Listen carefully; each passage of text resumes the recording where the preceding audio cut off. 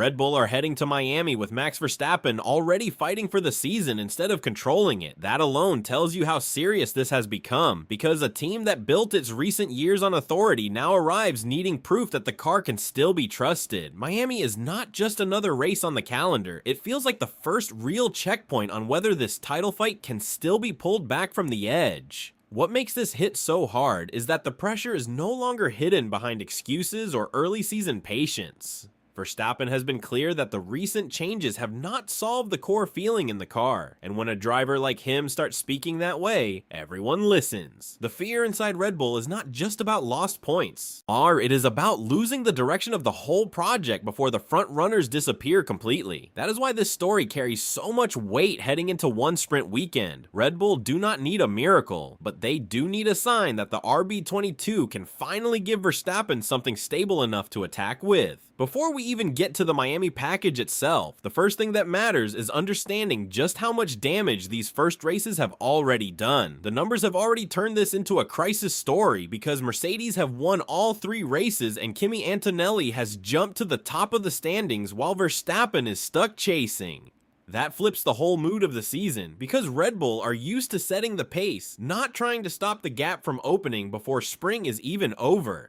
Every point lost now feels heavier because the teams in front are not waiting around for Red Bull to sort themselves out.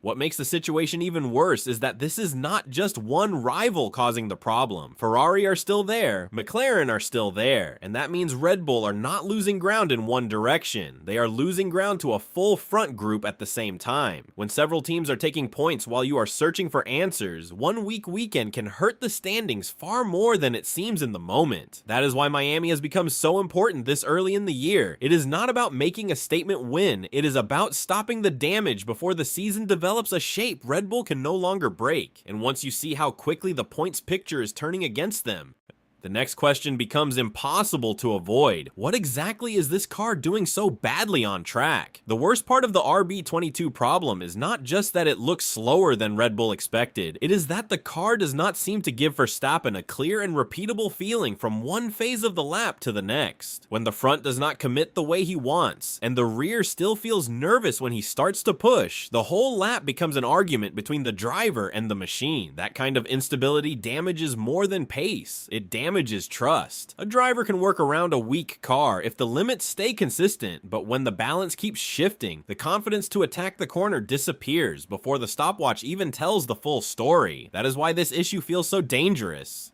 Because once a great driver starts protecting himself from the car instead of extracting from it, the performance ceiling drops immediately. And that is what makes Verstappen's comments so important. He is not talking like a driver who just needs a cleaner setup window. He sounds like someone who still does not fully believe what the car will do when the lap starts getting serious. To understand how Red Bull got here, you have to go back before Miami, before Suzuka, and even before the season itself properly began. This story did not suddenly appear in one weekend, because the roots of it go back to decisions Red Bull made much earlier. While other teams were shifting more of their energy toward the new rules era, Red Bull were still pushing hard in the final stretch of the previous title battle. And that kind of choice always carries a price later. If you keep fighting yesterday's war for longer than your rivals, the bill usually arrives when the next one starts. At the same time, Red Bull entered this cycle during a period of major change around the team itself. Big technical shifts are hard enough when the structure is settled, but they become even harder when leadership and design responsibilities are moving around in the background. A new era needs clarity, and when that clarity is not perfect from the start, small weaknesses can grow into season-shaping problems very quickly. That is why this cannot be treated as a simple setup issue or one bad concept choice. Red Bull appear to be dealing with the weight of timing, personnel change, and a new technical challenge all at once. Which is exactly the kind of combination that can leave a top team exposed. And once that bigger picture is clear, the focus moves to the part that really decides Miami, what the RB22 is actually struggling with under the skin. The RB22 seems to be carrying several problems at the same time, and that is why this is such a hard car to fix quickly. The balance looks unstable, the weight appears to be hurting the car more than Red Bull would like, and the confidence in the overall package still does not look strong enough for Verstappen to lean on it the way he normally would. When those issues overlap, they stop being separate weaknesses and start becoming one larger performance trap. Then there is the deeper problem behind the visible one,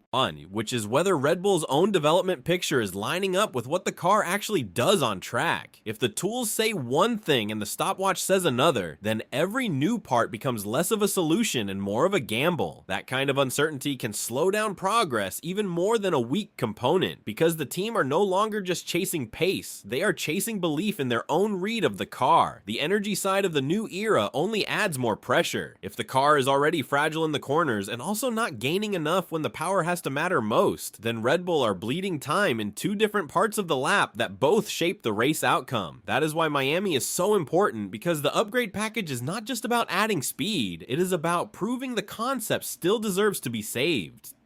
The Miami package matters because it gives Red Bull a chance to answer the most important question hanging over this season. Can the RB22 be calmed down enough to give Verstappen a car he can finally drive on instinct again? Or is the team still trying to force performance out of a concept that does not respond the way they hoped? That is the real fight this weekend, and it is why even small gains could mean much more than one finishing position on Sunday. What makes this more intense is that Miami is a sprint weekend, which means the team do not get the comfort of a long build-up. There is less time to understand the changes, less time to test ideas, and less room for the drivers to slowly build up a clean feeling before the serious sessions begin. That compresses the whole story into a few high-pressure windows, and every run starts to feel like a direct answer to whether the package is working or not. But Red Bull know one thing already: even a better feeling car may not solve the full picture on its own. The balance could improve, the floor could help, and Verstappen could finally feel more control. Yet the benchmark in this era still belongs to someone else right now.